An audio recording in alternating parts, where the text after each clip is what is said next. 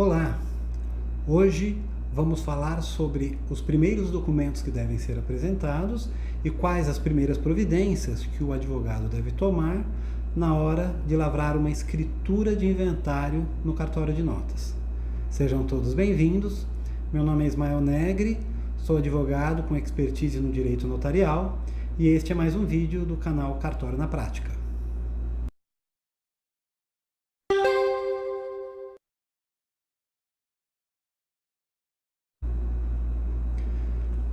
De início, eu peço a vocês que se inscrevam no canal, que curtam os vídeos, compartilhem, cliquem no sininho das notificações. É uma forma de você ajudar o meu trabalho, tá bom? Quando eu falar de documentos, geralmente eu falo em cópia simples, tá? Existe algumas diferenças, mas alguns cartórios exigem certas coisas que outros não exigem. A questão notarial ainda ela não é muito uniforme, inclusive a razão do canal também tem muito a ver com isso. Tá? Então sempre cópia simples. Mas o meu cartório aqui de onde eu trabalho, onde eu fui levar, me exigiu a cópia autenticada. É a exigência dele. Tá? E você pede para a parte, mas sempre cópia simples. Tá? Documento até escaneado às vezes, para economia de papel e até de dinheiro. Vamos lá? Documentos pessoais. De todos os envolvidos, seja ele inclusive o autor da herança, o falecido, a companheira, a esposa, a viúva, os filhos, herdeiros e os cônjuges, RG e CPF. Cópia do RG sempre cópia em boa qualidade, eu sempre falo isso, sempre providencie uma cópia de boa qualidade para ficar mais fácil. O tabelionato tem um lado mais tranquilo, mas nesses lados eles são bastante exigentes. Cópia do RG e cópia do CPF. Se não for possível cópia do CPF, informar pelo menos o número do CPF para que se obtenha a respectiva declaração no site da Receita Federal. Certidão de nascimento. A certidão de nascimento é para qualquer das partes que nunca foi casada. Se a parte nunca foi casada, certidão de nascimento. Se alguma vez ela casou, ou se continua casado, ou se divorciou, ou se enviuvou, não importa. Certidão de casamento. Se houver pacto antinupcial, se casaram pelo regime da comunhão universal de bens ou da separação total de bens ou pelo regime da participação final nos aquestos, ali depois de 77, então tem pacto antinupcial. Tem que solicitar o pacto, lembrando que esse pacto antinupcial, por força de lei, ele tem que estar registrado no cartório de registro de imóveis, do domicílio do casal. E isso está muito bem explicado no artigo 1657 do Código Civil, onde diz que as convenções antinupciais não terão efeito perante terceiros, senão depois de registradas em livro especial pelo oficial do registro de imóveis do domicílio dos cônjuges. É muito comum aparecer a pessoa ter o pacto e não ter o registro, tá ok? Vamos para os documentos do falecido. Por óbvio, a certidão de óbito. E com a certidão de óbito, eu vou pedir para você prestar atenção. Lógico, faça sempre uma análise da documentação que você receber, sempre dá uma lida. Os cartórios também erram. Tá? Então, você pode ali, às vezes, observar ali alguma coisa que esteja errada e já ter tempo para corrigir. Então, 3 coisas importantes que eu vou pedir para você observar. O estado civil do falecido, porque você vai verificar se ele deixou viúvo, se tinha uma companheira. Se não tiver nada mencionado na certidão, você pergunta para a família, tá? A data do falecimento, porque a partir da data do falecimento nós temos 60 dias para fazer a declaração de TCMD e a abertura de inventário, tá? A gente vai falar disso no vídeo seguinte, que o vídeo seguinte é um pouco mais complexo, a questão desses prazos aí que a gente vai tratar, tá ok? E você vai verificar também no item observações. Se você viu meu vídeo passado, eu falei para você, eu usei um exemplo de que é importante verificar logo de início se o falecido deixou ou não deixou testamento. Isso às vezes a gente é induzido a erro, porque na maioria das certidões de óbito consta lá, não deixou testamento, ou então não existe informação acerca de testamento. Muitos casos tem testamento, a pessoa deixou testamento, mas não consta na certidão de óbito. E por quê? Essa declaração de óbito, ela é feita no serviço funerário quando o familiar está providenciando o sepultamento, né? E não é o melhor momento, às vezes, a pessoa enlutada ali, né? Acabou de passar por um falecimento, a pessoa saber tudo a respeito do falecido. E às vezes não sabe mesmo, né? Ou às vezes não lembra. Então essas declarações aqui na seção observações da certidão de óbito, elas são muito vagas. Então sempre confira isso, confira também o nome dos filhos, porque vai estar lá, deixou os filhos, fulano, ciclano. Às vezes tem ali uma alteração de um exemplo, Elza com S ou Elza com Z. Isso não tem problema, isso passa. Agora, se tiver um nome que não tem nada a ver com algum filho que foi apresentado, aí é preciso consultar o teu tabelião e verificar, no caso concreto, o que ele vai determinar que seja feito, ok? Outra coisa também importante para que você veja desde início, a certidão negativa de débitos da Receita Federal. Porque você já tem ali o CPF do falecido. Então, já dá uma olhada no site da Receita Federal, vai lá, tira a certidão. Se sair a certidão, ela vale por 180 dias, já deixa lá na sua pastinha, lá, já emitiu a certidão. Se a certidão não for emitida, você vai entrar em contato com o familiar, com a família e dizer, olha, a certidão não foi emitida. A família ou vai determinar, o contador, às vezes a família pode resolver, ou se não for o caso, às vezes é uma coisa mais simples, deixou de apresentar uma declaração, tem algum erro, uma dívida ali de declaração entregue fora do prazo, fora do prazo, às vezes isso acontece, aí vai lá um familiar com toda a documentação na Receita Federal, geralmente eles resolvem isso de maneira simples. Ou você pode também, ou você ou até o teu estagiário, com uma procuração ali de um herdeiro, junto com a certidão de óbito, com os documentos do falecido, ir na Receita Federal e resolver isso aí, se a questão for simples. Se for uma questão complexa, né, é aconselhável que o contador da família trate isso. Mas aí você já identificou isso logo de cara e já determinou. Lembre-se, você tem um prazo curto, um prazo de 60 dias, que quando chegar na tua mão já vai estar correndo alguns dias. Então, você já vai pedir para que sejam tomadas as providências, ou tomar as providências, você advogado também, caso você tenha assumido também essa responsabilidade também, que é super natural também, ok? A certidão negativa de testamento do colégio notarial, importantíssima, porque ela pode mudar completamente o rito do teu inventário. A gente tem que prestar atenção, nós falamos no último vídeo no seguinte, você pode realmente não ter o testamento, né? Realmente não tem testamento, ótimo, vai sair negativa, guardou ali, vai apresentar no cartório na hora certa. E se deixou o testamento?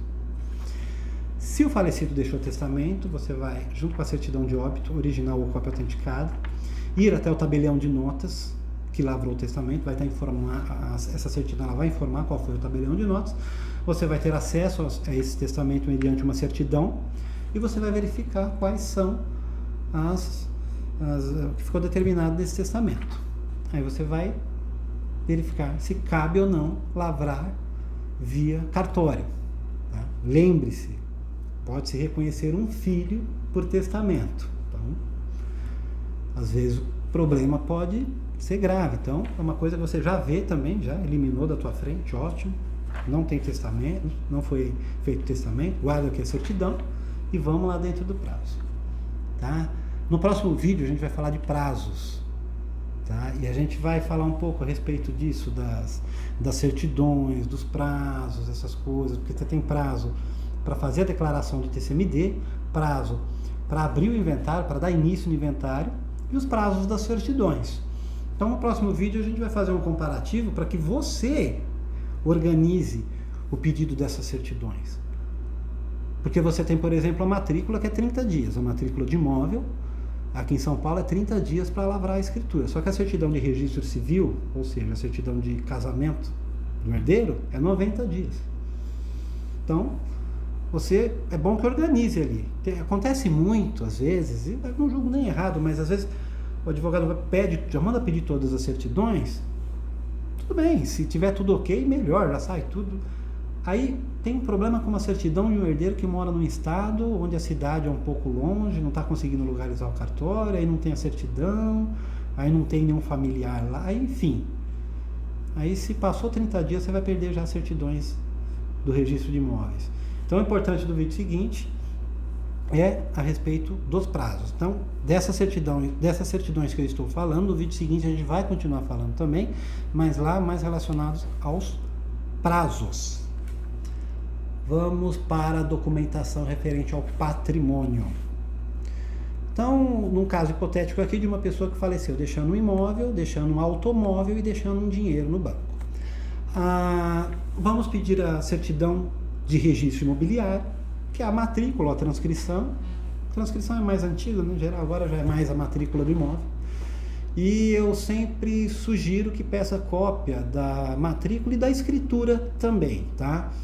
Para o tabelião de notas, às vezes, quando aparece alguma dúvida lá com relação à transcrição do registro feito lá na matrícula, que é o título aquisitivo, às vezes pode aparecer uma dúvida que às vezes a escritura supre, às vezes o texto da escritura.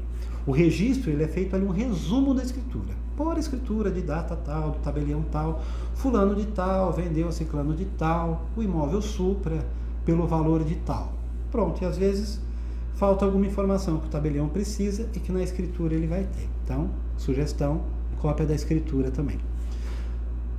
O falecido deixou um veículo, cópia do documento de propriedade do veículo.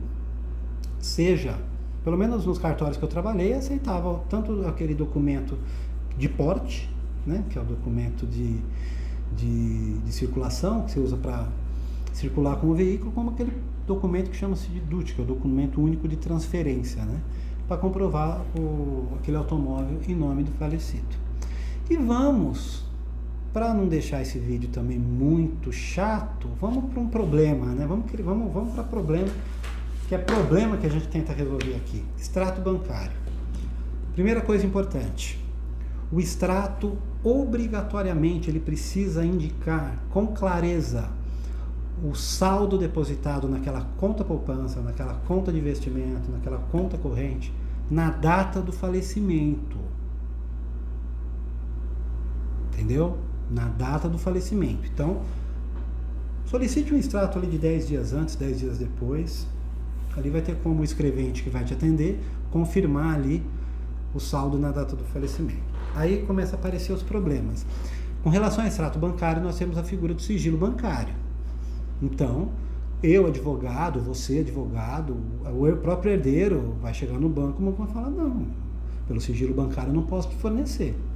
Mas eu estou aqui com a certidão de óbito, é para lavrar inventário, né?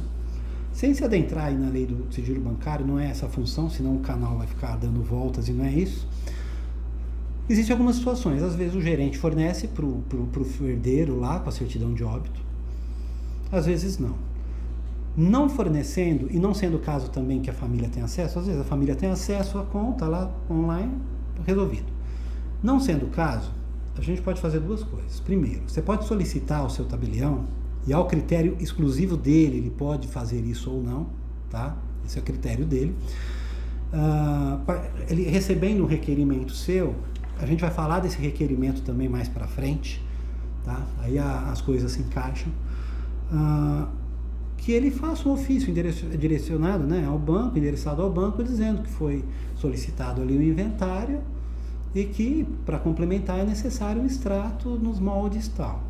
Ele pode fornecer com esse ofício, o banco pode fornecer, como também pode não fornecer, né? Que aí vai ser o caso do máximo critério que eu falo nas questões bancárias, que aí vai ter que fazer aquela escritura que a gente tenta evitar, porque ela não é necessária, ela acontece às vezes para a gente ter que cumprir certas exigências, que é uma escritura prévia, que é uma escritura de abertura de inventário e de nomeação de inventariante. Tá? Que nós também vamos falar no vídeo dos prazos. Por quê? Porque dentro dos prazos é que vai aparecer a figura dessa escritura de abertura de inventário e de nomeação de inventariante. Tá ok? A gente vai falar agora onde é que a gente tira as certidões. Nos cartórios, óbvio. Mas a ideia é celeridade, né? O advogado moderno agora, tudo aqui no escritório, tudo online. Você está aí me assistindo via online, né? Pela internet. Então agora é tudo pela internet. Então, Onde nós tiramos as certidões? Onde solicitamos as certidões? Certidões de registro civil. No site da internet, registrocivil.org.br. Nesse site você faz ali uma inscrição, pode ser você advogado, teu estagiário, qualquer pessoa pode fazer essa inscrição, esse cadastro, perdão, me chamar melhor, faz ali o cadastro, e você pode pedir lá essas certidões. E você pode pedir a certidão, inclusive, física. Lá eles emitem a certidão digital, que a maioria dos cartórios hoje aceitam, você faz a emissão digital e envia para o cartório, mas você pode também aquela clássica certidão física, assinada ali pelo escrevente, no papel, eles vão te mandar pelo correio, quando você precisar. Às vezes, você pode precisar da certidão física ali no papel. A CND da Receita Federal, que eu já falei, que é importante já ver logo de cara, já para afastar problema. O site é receita.economia.gov.br. A negativa de testamentos do Colégio Notarial do Brasil, a emissão é no site sensec.org.br. Também precisa ali de cadastro, tá? Assim como também a certidão de propriedade imobiliária. Muita atenção, a certidão de propriedade imobiliária, ela vale só por 30 dias, tá? Então cuidado com essa certidão na hora de emitir. É www.registradores.org.br. Tá ok? Então, esse é o primeiro resumo, tudo muito simples.